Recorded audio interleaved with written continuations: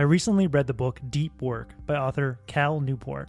Cal defines deep work as professional activities performed in a state of distraction-free concentration that pushes your cognitive abilities to their limit.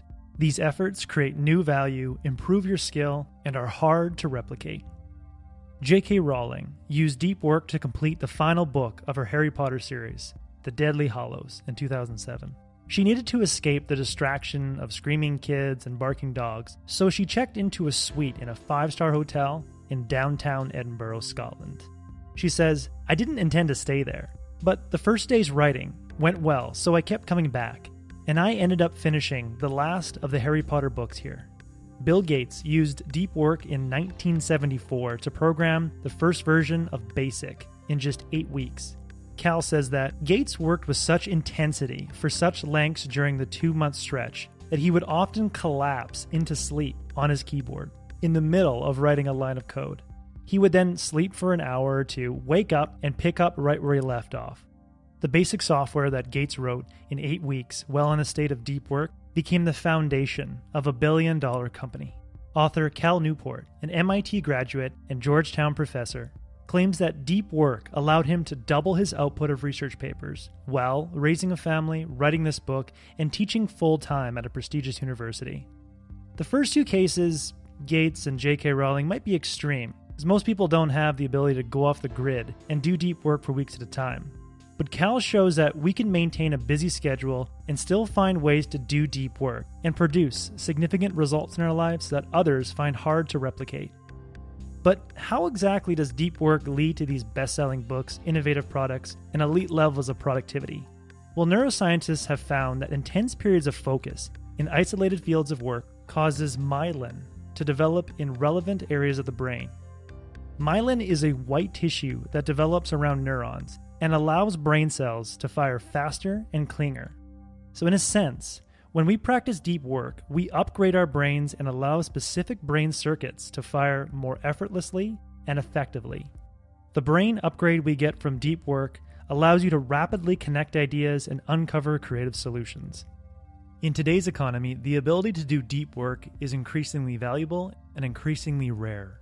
It's valuable because when you produce something great in our hyper-connected world, it has the ability to spread to billions of people.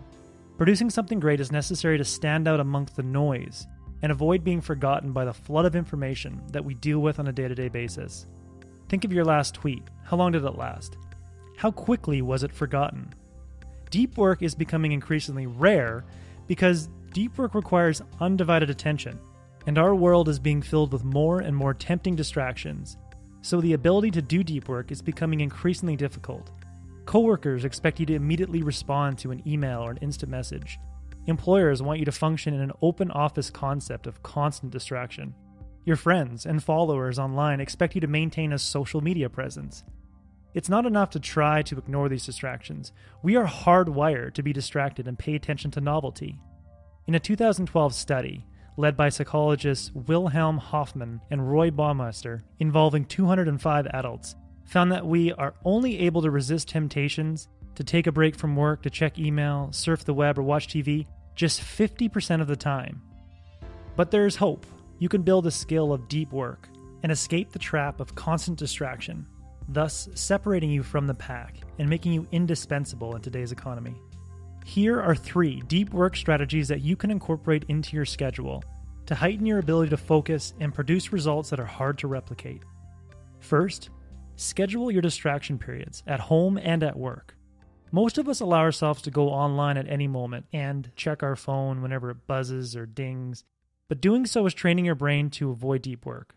A day full of unscheduled distraction is training your brain to give in to any and all distractions. To build your tolerance to avoid distraction, you need to place boundaries on your distraction. Have a notepad nearby and put down the next distraction break you'll have. Hold your focus until that time. At first, it's going to be painful, but remember that doing this is effectively doing the reps that build your ability to concentrate. Second, develop a rhythmic deep work ritual. Cal says the easiest way to consistently start deep work sessions is to transform them into a simple, regular habit. The goal, in other words, is to generate a rhythm for this work that removes the need for you to invest energy in deciding if and when you're going to go deep. Cal uses several examples in the book to show that scheduling chunks of deep focus in an ad hoc manner doesn't yield much productivity at all. For people who are not seasoned at doing deep work, it's best for them to have a reoccurring time each day or each week to go into deep work. Early morning is typically the best time to do this, because at that time, you typically don't have to deal with incoming requests.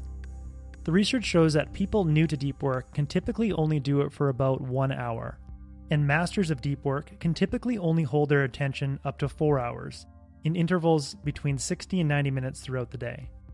So the ultimate goal of each day is to plant deep work rituals throughout the day, with the ultimate goal of building up the sum of your deep work practices to 4 hours a day. The third strategy to cultivate deep work in your life is to have a daily shutdown complete ritual. Sleep is the price we need to pay in order to do deep work. It's the interest we pay on the loans of intense focus required to do deep work.